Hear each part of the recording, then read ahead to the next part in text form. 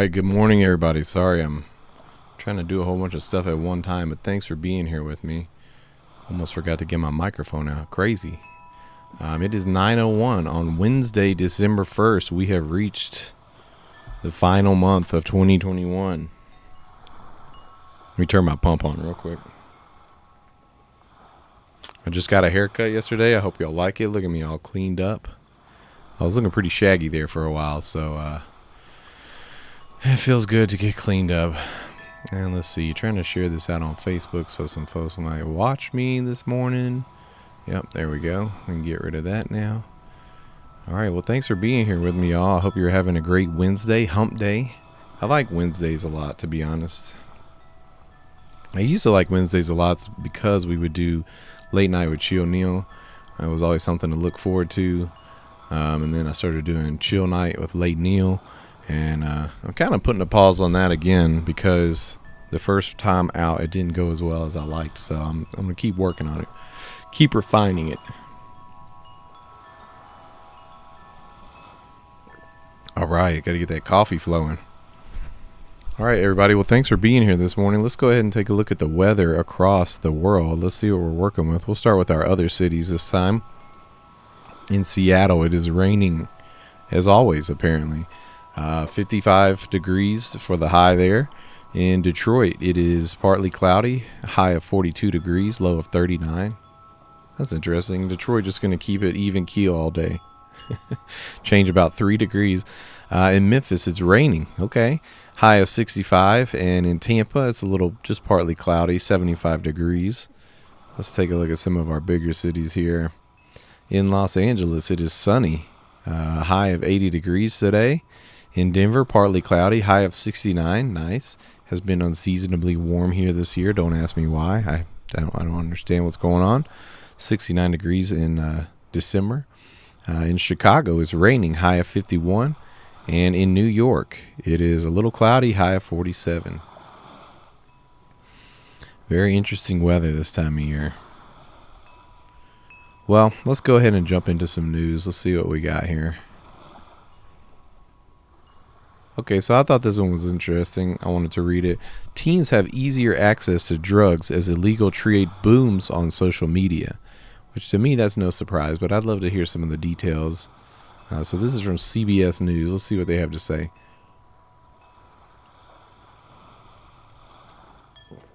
Illegal drug trade thrives on social media. Last winter, Megan McIntosh found her 18-year-old son Chase unconscious after she says he experimented with pills. He died just over a month later, likely from a pill laced with fentanyl from an unknown source. I'm very sorry to the McIntosh family. That's terrible. But let's see, where did he get these pills? It seems like everything is laced with fentanyl these days, y'all. So be careful if you like to dabble. Make sure that you can trust your source, so you can get drug tests, those kind of things, to make sure that your drugs are pure and not full of fentanyl. McIntosh turned to social media for answers. Looking through her son's Snapchat, she said she saw bags of pills and mushrooms. I felt really helpless, like there's really nothing I can do when I saw how prevalent it was, how many people were in his feed. The drug trade is booming on social media, according to Kathleen Miles, who works for the Center on Illicit Networks and Transnational Organized Crime. I think social media can be great, but it also has a really dark side of it. So this doesn't really have a ton of information. It just kind of seems like a scare piece to me. CBS News asked Miles to create 2 fake profiles across Instagram, Snapchat, and TikTok. Here we go. Claiming they were 18, but publicly identifying as high school students. One was actively searching for drugs and found an apparent dealer within 48 hours. The second account used different hashtags like hashtag depression, hashtag sad, hashtag anxiety. While all 3 social media platforms provided some mental health resources, posts about marijuana and cigarettes also appeared on Instagram. By the 3rd day on Instagram, Miles said, we were fully immersed into drug culture. For her, this has culminated in a picture of someone appearing to snort cocaine. Miles added that the tech companies bear responsibility. Since they aren't liable, they're not creating the guardrails needed to keep our kids safe. All right, that's interesting. So I think everybody kind of knows that this stuff exists on social media. I do like reading the part about how they, created these fake accounts to see how quickly they could get some connections. And that's good to know. 48 hours they were in it. I've seen plenty of these. They've solicited my account at times, trying to sell these things. A lot of times we joke about, we think that they're probably narcs, which is also just as likely, in my opinion, as far as what's going on there. And I don't think there's really much going on in the health news that I'm going to get into. I mean, AIDS timeline, 4 decades, but no silver bullet. Dr. John LaPook shares a personal essay about being a new doctor as AIDS became a pandemic. So that's notable that, we're 4 decades of that. But I'm not really going to dig into the news about pandemics because I feel like we get enough of that. If there's anything big, I'll share it. So next up, we're going to be looking into some science news. Scientists discover monster marine reptile fossil with arsenal of teeth. So let's see, what does this say? Researchers discover skull of deadly, fast, swordfish-like reptile with 3-foot-long skull. This sounds pretty cool. Let's check this out. Dang, I wonder if I can pronounce the name. It says Kaihaitaisuka. Kaihaitaisuka is a new species of ichthyosaur, and it has a hankering for large prey. I like that. Kaihaitaisuka sachikarum. Dang, look at that thing. Pardon me. The fossil skull of Kaihaitaisuka sachikarum sports a sensational set of teeth. That's true. There's a new entry into the annals of marine animals with freaky teeth. An international team of researchers discovered a new species of ichthyosaur, a marine reptile that lived in the age of dinosaurs. 130 million year old fossil skull is particularly notable for its spectacular chompers. Whereas other ichthyosaurs had small, equally sized teeth for feeding on small prey, this new series modified its tooth sizes and spacing to build an arsenal of teeth for dispatching large prey. Like big fishes and other marine reptiles, Han Larson, director of Redpath Museum, said in McGill University's statement on Monday. All right, that's cool. And what is this? Oh, this is a... I really don't know how to say it. Kaihaitaisuka dinosaur animation here. Let's check this out.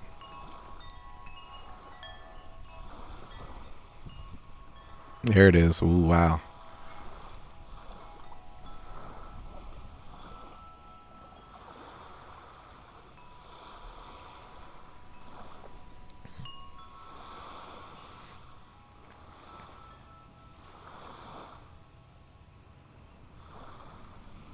All right, wow. Hey, look, it's recommending my show there at the end. That's nice. I'd like to see that. Let's see. Okay, so this thing is like over twice the size of a human. Terrifying. I can't imagine being in the ocean, just floating out there with something like this nearby to you. It would easily destroy you. Easily just munch you for breakfast. All right, let's clean up the tabs and let's keep it going. So we've spoken about this asteroid defense system. NASA is working on a program called DART, where they're launching a small spaceship into space, and a year from now it's going to collide with the asteroid just to see if they can move it. Pardon me. We did take a look at the living robot cells yesterday. I think I'm finally done with my sickness, but I have a little something hanging out, so forgive me, y'all. And we did talk about this yesterday. NASA postpones astronaut spacewalk due to possible space junk danger. So apparently they were going to do some spacewalk to repair some stuff, and there's just too much debris out there. And you know how like any little thing floating around in space with these astronauts when they're out there, if it even just nicks their spacesuit, man, they're in trouble. It's like a bullet, it's crazy. All right, in sports, Steph Curry, Jordan Poole graded and Warriors lost to Suns. What does that mean, y'all? Did they grade their performance for the game? MLB union make little progress as lockout appears imminent. Okay, so it sounds like we're going to be having another strike here for the MLB on our hands. Interesting. 2021 NFL expert prediction odds and spreads picks for week 13. Oh, okay. I thought that was going to be like a more general prediction type situation, but no, we're not going to dig into that. Which means now that we are moving from sports into entertainment. I don't know who Colton Underwood is, but this says here, Colton Underwood tried to suppress homosexuality by taking medication daily. It says Colton Underwood thought his ex Cassie Randolph could make him straight. I didn't want to let go. Poor guy. Let's take a look at this because I'd like to know what kind of medication they recommend to make people straight. And is this a relation to Carrie Underwood? Does anybody know in the chat? So let's see. Let's dig into this a little more. Colton Underwood admits he struggled with being gay so much that he used to abuse Xanax as a coping mechanism. Okay. I was suppressing my sexuality so hard that I was taking medications daily to deal with the depression and anxiety, and that made me a paranoid freak. Oh, okay. So this isn't like he was taking some kind of anti-gay pill. He was just taking Xanax to cope. Interesting. Now, I mean, that totally makes sense. I understand a lot of people have to deal with the situations that society puts us in, when we're not allowed to be ourselves. So I hope he's okay. Louis Vuitton honors Virgil Abloh at Star-Stud in Miami show. Rest in peace, Virgil Abloh. Heard a lot of stuff on the timeline about him this week and last week. Sandra Bullock shares the phrase she says a lot that her parents couldn't. Quote, it was a generational thing. Let's see what that's about. My guess is she says I love you. Oh gosh, Tucker Carlson, get away from me. Big head looking ass dude. Okay, so the 57-year-old actress is mother to her son Louis, 11, and daughter Layla, 9. These are two children that she adopted. I just heard on the news because they were doing an interview with her about her. I guess she got a new Netflix movie out. So let's see what we're dealing with here. On Wednesday, she appeared on Jada Pinkett Smith's Red Table Talk. I didn't even know that was a thing. On Facebook Watch, where she discussed her life as a parent, opening up about one of her biggest strengths as a mom. My superpower is that I'm good at saying sorry and I'm good at listening, she explained. Okay, all right. Well, hey, good for you, Sandra Bullock. I was wrong. I placed the bet that it was going to be you say I love you a lot. But that's along the same lines, right? She says she's sorry and she listens. And I think that's great as a parent. Okay, moving on. For all you Spotify fans out there, Spotify users, this is the wait is over. Your Spotify 2021 Wrapped is here. So I'm expecting to see those on the timeline here shortly. I know how everybody is. Once I get started, it's going to catch on. Everybody's going to be doing them. I don't share my Spotify anything because I do use it. I listen to podcasts. I listen to some music on there. But I actually kind of use my Spotify account as like the same way people are doing like crypto mining, since I have so many different songs and bands on Spotify. When I'm not using it, I go turn my Spotify on a playlist of all the music that I've been involved with over the years, and I just let it play in the background. And so that way I'm making myself like 0.000001 cent, every few minutes, and that's cool. And then on top of that, if I go and try to look at my Spotify recommendations, it's just recommending all my own music to me. So it's a double-edged blade there, unfortunately. All right, let's move on into technology. So most of the time it's just been news. I've noticed the technology news is almost all about sales and new phones, but I do see something here that I might find interesting. It says Starfield devs discuss its shared DNA with other Bethesda games. I can never say that title of that company. Bethesda. Bethesda. But yeah, so I've heard about this Starfield game. I think if I understand correctly, it's like the Skyrim in outer space, which makes sense how it would share DNA with other Bethesda games. Maybe I'll look up the name of that. I'll get somebody to read it to me so I can say it from now on. From cups to step out moments. Let's take a look. I don't much envy Bethesda. How do you get... Somebody tell me Bethesda. Thank you, Skeleven. Bethesda. Oh, okay. Okay, so there's really an emphasis on that first BE. I don't envy Bethesda much. All game development seems like a bun fight with the impossible. But following in the footsteps of Skyrim is surely cursed. Let's see. Skeleven says Skyrim engine is years and years old by now. I hope they make a new engine. Okay. Well, let's see what this article has to say about it. I mean, maybe you already know. Thank y'all for helping me out. Suzanne is also helping me. Bethesda. That's the funny thing, y'all, is I read a lot of stuff online, a lot of articles, but I hardly ever, say this stuff out loud. So let's see. Starfield, the team's sci-fi open world game, needs to be the same and different and better than Skyrim, a game that has been consistently popular for 10 years. In the latest teasing behind the scenes into the Starfield video, the development team discussed some of the values that remain the same between Starfield and Bethesda other games. It maybe starts with the cups. The cups? Hey, thanks, Suzanne. I'm glad you noticed. I did get my ears lowered yesterday. It feels good. I was looking like a shaggy dog. In the 7-minute video above, game director Todd Howard, studio director Angela Browder, and art director Matt Carafano discuss Starfield in the context of the studio.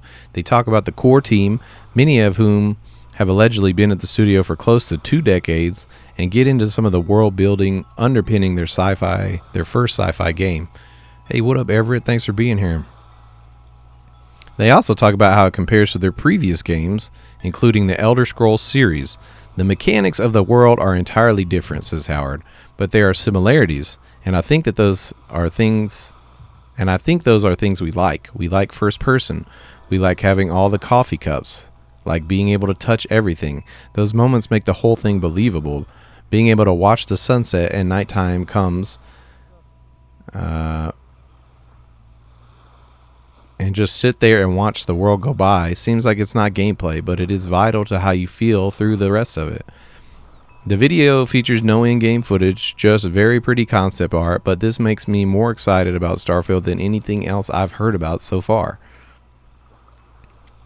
So I guess what we're hearing is that the overall feel of this Starfield is similar to the way Skyrim is very open and intricately designed with many things in the world and the passing of the time. Let's see. I'm going to try to skip over any of this technology news that's just, this is all sales. It's about earbuds and Apple Watches and phones. Very disappointing. Maybe let's try to dig in specifically to the technology section and see if there's anything that actually pops out as like a real article.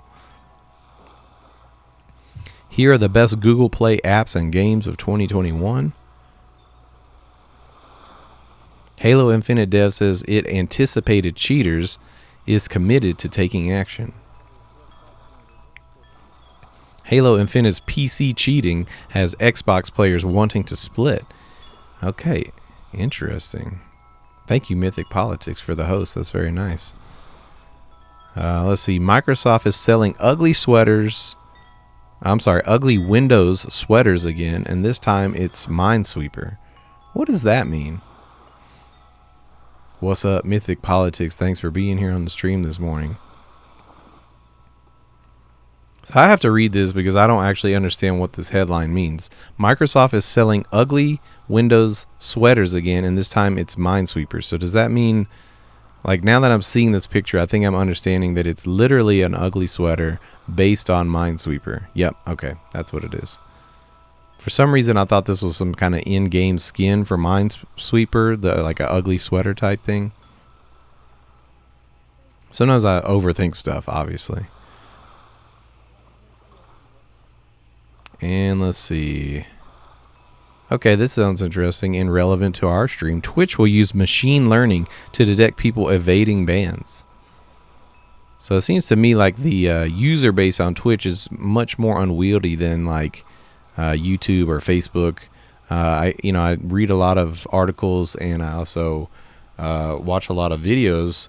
Mainly, I'm learning how to use like stuff like OBS and After Effects, but it gets in the mix where people will be like, "This is how you build your following on Twitch." And so many of the tips are like about, keeping your identity secret and how to ban people. And I'm realizing like there's so much stuff going on. Everett says gamer words abound. So this says suspicious user detection will be turned on by default. Switch is furthering its efforts to reduce harassment with a new tool that uses machine learning to detect people who may be attempting to evade bans. It's the company's latest addition to combat things like hate raids, where streamers' chats are overrun with trolls sending hateful messages. The new tool, called Suspicious User Detection, can identify users as likely or possible people who have evaded bans from a streamer's channel. The machine learning model powering the tool identifies potential evaders by evaluating things such as their behavior and characteristics about their account, and compares that information against accounts that have been banned from a streamer's channel. Messages from likely evaders won't be sent to the chat, but streamers and their mods can see them. Streamers and mods can choose to monitor a likely ban evader, which adds that user to a monitoring list, puts a message next to the user's name noting the monitoring as shown in the GIF below, or ban them. Possible evaders' messages will appear in the chat, but streamers/mods can opt to have those messages blocked from chat as well. So let's see how this looks.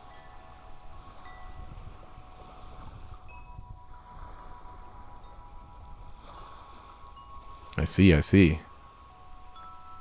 So this is something you really have to be like monitoring actively while you're streaming on Twitch. So I'm always using my restream chat. So luckily I've not become, I'm so under the radar. I'm going to put it that way to put a positive spin on it on Twitch, that I don't have these problems yet. And I guess, it comes with the territory if you want to be a big streamer. Kind of giving up on that thing. So far I'm doing these streams. It's helping me practice my craft. Hopefully I'll stumble upon one that might be a hit. All right. I don't see really anything else going on. As always, the technology section seems to be just littered with sales and stuff. So we'll click back over.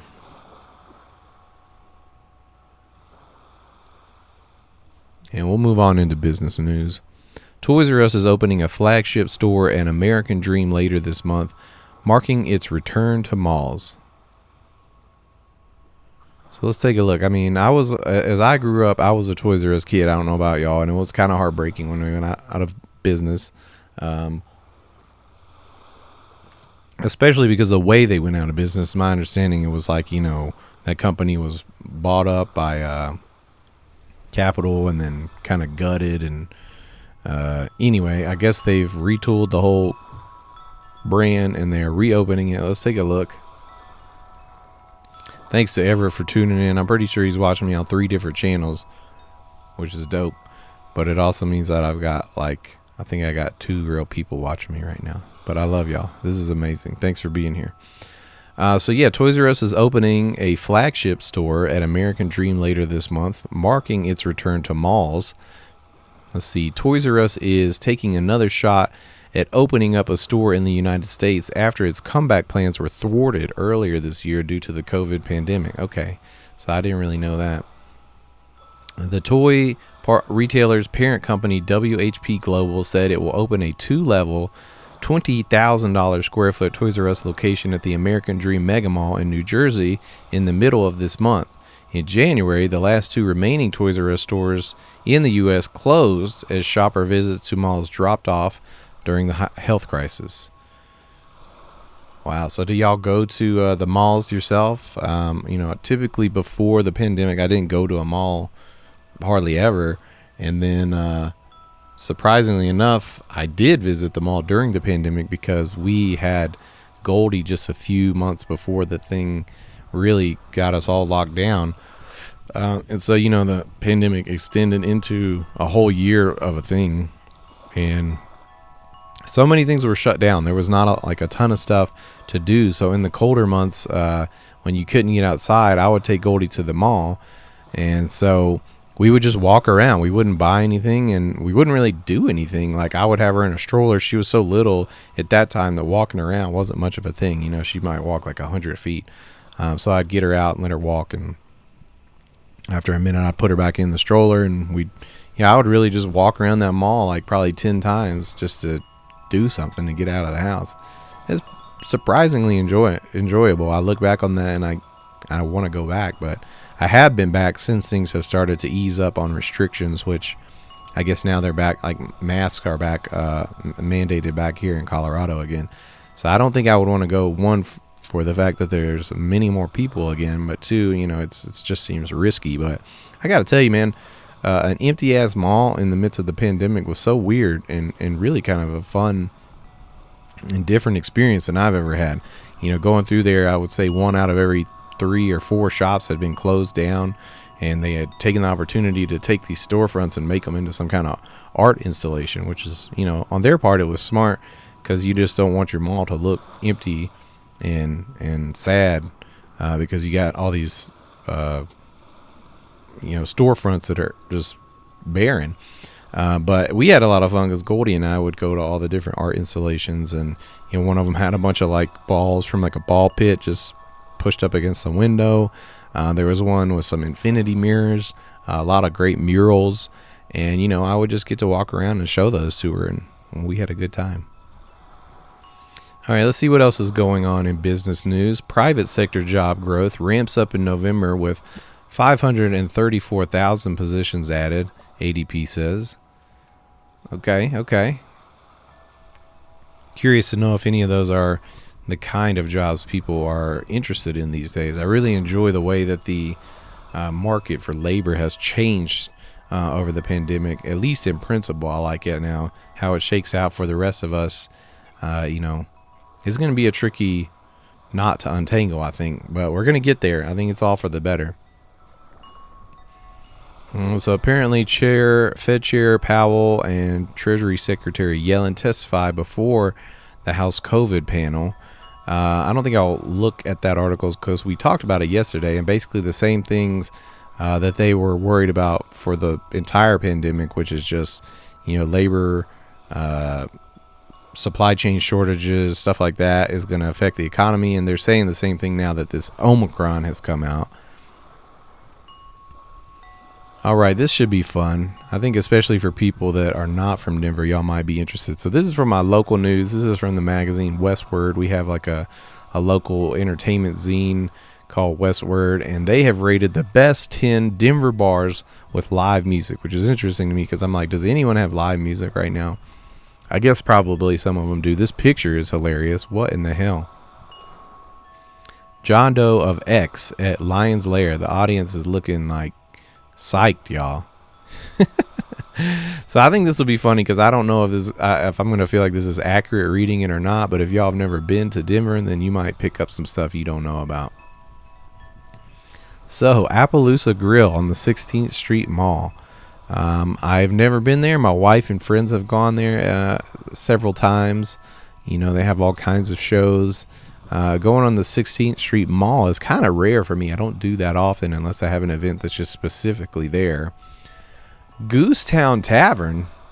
Okay, so this is a place on Colfax. I actually used to live really close to Goosetown Tavern. It's right next to Mezcal. It's a pretty nice, pretty good Mexican restaurant, I'll say. I think it's changed like ownership and menu over the years since I've been here. But yeah, that's a little strip. The Bluebird Theater is also right there on Colfax, right across the street. I don't think I ever even knew there was music at Goosetown, so this is kind of funny to me. Herbs. Never been to Herbs, but I've heard a lot about Herbs. I think that's actually kind of a spot a lot of people would say, yeah, is a good live music bar. Lincoln's Roadhouse. on South Pearl Street. Yeah, this is a new one to me. I actually did not even know about this spot. South Pearl is, I got to try to think that through. If I'm thinking it through correctly, that would be like kind of near Wash Park and stuff. Yeah, I'll have to remember that. Lion's Lair is renowned. I think even some people that are not from Denver may have heard of Lion's Lair. That's another Colfax bar, not too far from Goosetown and Bluebird and all that we were talking about. What is this? Number 38. And so that opened in August 2020. That's why I've never heard of it. This looks like it's downtown, and it says it has a... Is that a rooftop? It looks like it's a rooftop type situation. The Meadowlark is great on Larimer. It's got a kind of divey feel, and you got to go downstairs, and it's a fun little place. I guess they have outdoor shows. I've never seen that. Yeah, Mythic Politics says, imagine starting up mid-quarantine. Yeah, I imagine a lot of people just had things in motion, and it's like you can't sit on it. You got to just move forward. But yeah, it sounds like a death knell to start during the quarantine. Roxy on Broadway. And this is a new one to me. I was kind of out of the scene. August 2019 is when they opened up, so interesting. Wash Park Grill. This is very funny that this is in this list. I've actually played at Wash Park Grill. This was like 10 years ago was the last time I was in a band. I actually had some friends that were trying to do a tour. I'll give you guys, this is Phil's story hour. Hopefully y'all enjoy this. I was in a band called The Biz. Y'all can look us up. There's a lot of live streams, and there's a podcast for it and everything. It was totally improvised electronic music, and it was just right in the perfect time to be in Denver doing that kind of thing. Unfortunately for us, we were entangled with a local booking company. Gosh, I can't even remember what it was called now, but this guy, I'm not going to name him just to be nice, but basically this guy reached out to us and wanted to bring us on his management company. We were stoked. We thought, yeah, our efforts have finally paid off. We're going to be on a management company.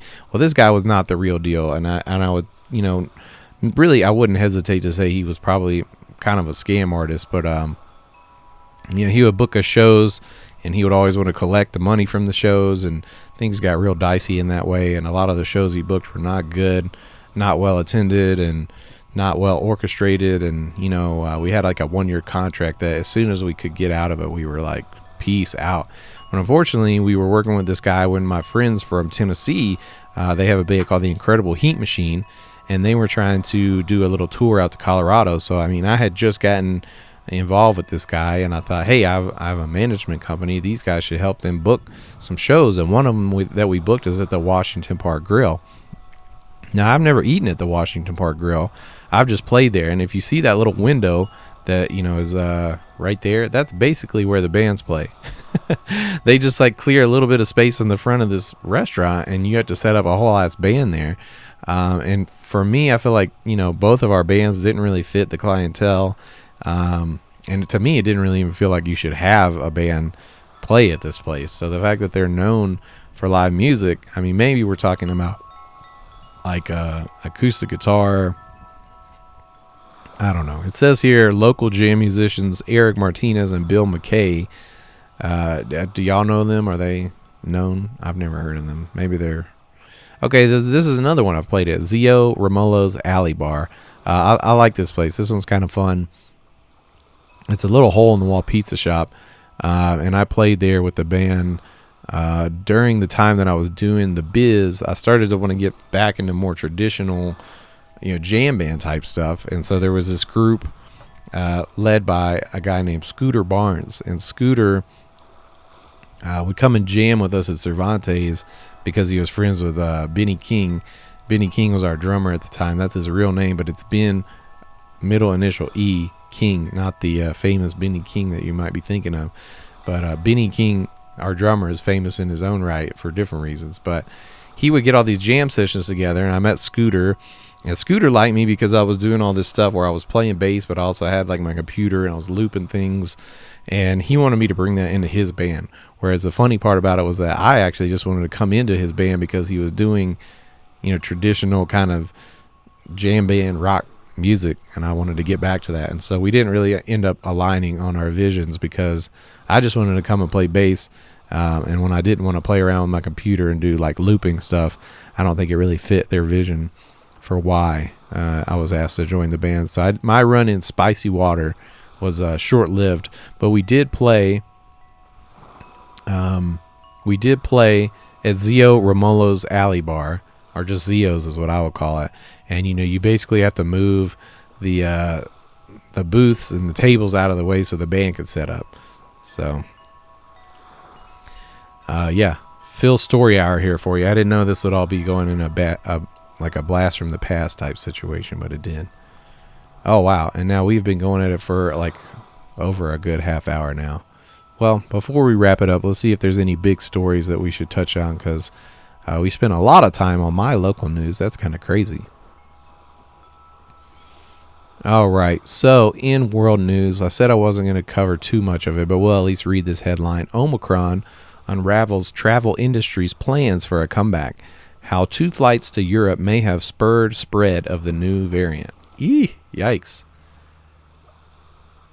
Everett says, your green screen is clean AF. Most people mess up the lighting. Thank you. I got 2 big lights here and here. Oh, look at it. They're in there. And I finally spread them out enough in the room that they're not washing me out entirely. But thank you for noticing. And he says, I was curious about your band stuff. Good to hear the lore. It's been a while. I kind of miss playing in bands, and I definitely also don't miss playing in bands.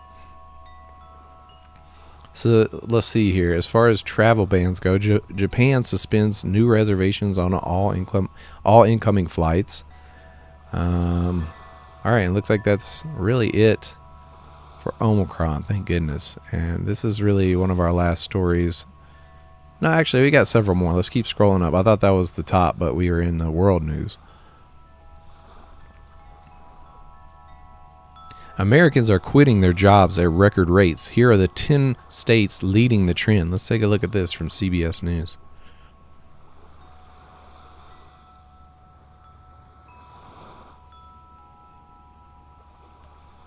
All right, so let's see what's going on here. America is becoming a nation of quitters. Yikes. I like they just came straight out the gate with that. With a record 4.4 million workers handing in their resignations in September. But the trend isn't spread evenly across the country, with some states experiencing sharp increases in workers handing in their 2-week notices. Called the Great Resignation, the trend reflects a complex mix of pandemic factors. Some women with children have been walloped by the dual demands of childcare and work and took a step back from the labor force, while some older workers took earlier than expected retirement. Okay, that makes sense. Everett's placing a guess here that it'll probably be the most populous states, eh? Well, let's take a look. I mean, I don't know if I would say that's true. If this if this graph is to be believed, you would think like New York would be in there, but on the East Coast we're seeing New Hampshire, West Virginia. Now we're getting into the middle of the country, Indiana, Louisiana, Colorado, Nevada way up there, Alaska way up there, Oregon, Idaho, Montana. So yeah, I would say that was probably not what we were expecting if you were guessing it was the most populous states. Let's see if we can get to the bottom of why this is. I'll read a little bit more. In the decade prior to the pandemic, Hawaii's population shrank by more than 5%, and its workforce grew by half the rate of the rest of the nation. On top of that, the state is struggling to regain its footing with tourism and travel. Here, let's go down a little bit to multiple factors. A lot of states with elevated quits are states with higher than average COVID cases, but a lot of it is due to labor market tightness. Says Liz Wilkie, chief economist at Gusto, which provides payroll and other services to small businesses. Idaho has an extremely aging population. A lot of tightness in Idaho is that it's an older workforce. I see. She added that also have one of the lowest unemployment rates in the country, so that means it's a very good environment if you are a worker looking for a new job. Got it. Yeah, and see, I like to see that for people. I like to see people getting ahead. I don't like to see any business owners or industry suffering as a result, but that's just kind of the way the scale, goes. And we got to look out for the people. I think the people are way overdue a come up here. All right, now we have reached our top stories. Let's see if there's anything big going on. I think I'd like to read this one. It's definitely for me. It says, "The Wheel of Time isn't the new Game of Thrones. It's better." Ah, love to hear that. So I actually was telling my family back when Game of Thrones was like the big deal, back I think in like seasons 4, 5, 6, it was just like massive. It was, everyone was watching it, and I was like, I think when they announced, that it was coming to an end, I was like, yo, I read this series a long time ago, The Wheel of Time. I think it would be a great follow-up to the Game of Thrones if they need something new. And luckily it did get picked up. There's actually a crazy story about how there was this company that owned the television rights. They hadn't done anything with it for so long that the rights were about to expire. So they pushed out this crazy pilot that starred Billy Zane as one of the characters from the ancient times in this book. So not even like the main character of the book, really. And they had him doing this monologue, and they aired it at like 2 a.m. on FXX or something. And it was simply all a ploy just to like, they had to make something in a timely manner so that they would not lose those rights. And I think they ended up having to negotiate it because, it was questionable the way that they did it, if they still actually deserved to maintain the rights. And the estate of the author, Robert Jordan, his wife Harriet, had posted a lot of stuff about what was going on with the rights behind the scenes. And I guess, now it's a joint production with Sony and Amazon. And I'm liking to see this article from Slate. They're saying it's better than Game of Thrones. So let's see what this article really says. "Everyone wants to duplicate HBO's era-defining mega hit, but Prime Video's fantasy series is rethinking it as well. Less than halfway through the first episode of Wheel of Time, the camera pans to a woman in a bath. Moraine Damodred, played by Rosamund Pike, a powerful Aes Sedai or conjurer, washes her shoulders. The shot widens to reveal Moraine's warder, Lan Mandragoran, played by Daniel Henney, a man sworn to protect her, slowly entering the tub alongside her. Upon seeing Lan's butt, I thought I knew how this scene was going to play out. After all, I'm no stranger to Game of Thrones, but instead of bumping and grinding and then pushing a young boy out of a window, Moraine and Lan simply relax together in the hot bath, pondering who pondering who the chosen one is, as high fantasy characters are wont to do. And then the camera cuts away. The intimacy is palpable, but it's platonic and nothing more." In the mid-2010s, after pummeling billions of dollars into Prime Video, Jeff Bezos ordered the platform's original programming to shift away from niche, slice-of-life shows and toward genre series with broad appeal. In his new book, Amazon Unbound, Brad Stone reports that Bezos gave a directive to his executive team: "I want my Game of Thrones." In response, Amazon acquired the global rights to Lord of the Rings in 2017 and placed a series order for an adaptation of The Wheel of Time the following year. Based on Robert Jordan's sweeping 14-book fantasy series, the show bears clear similarities to Thrones. However, Prime Video's most recent series wrestles with the era-defining HBO epic legacy by largely rejecting its most tried and true tropes. The Wheel of Time deviates considerably from its source material in order to condense Jordan's Tolkien-esque fictional universe. The story is so expansive that telling it on screen without cutting some details would be impossible. Showrunner Rafe Judkins, both a Wheel of Time superfan and former Survivor contestant, ages the characters up, combines events, and strikes a less solemn tone. But the story's core remains the same. In the world of the Wheel history repeats itself in cycles of thousands of years over and over again. Although men used to wield the one power, that ability has been lost. Now women, Aes Sedai, are the only ones who can channel it, and conjurers like Moraine fight a never-ending battle against the Dark One, who seeks to break the world. So, that's kind of giving you the rundown. I was kind of hoping to see some of the criticism about why they're saying it's better than Game of Thrones. Let's see what the end of this says here. Game of Thrones' success paved the way for a show like Wheel of Time and proved that the masses and awards shows alike can take fantasy seriously. But as indicated by that bath scene, Wheel of Time also feels decidedly unlike Game of Thrones in key areas.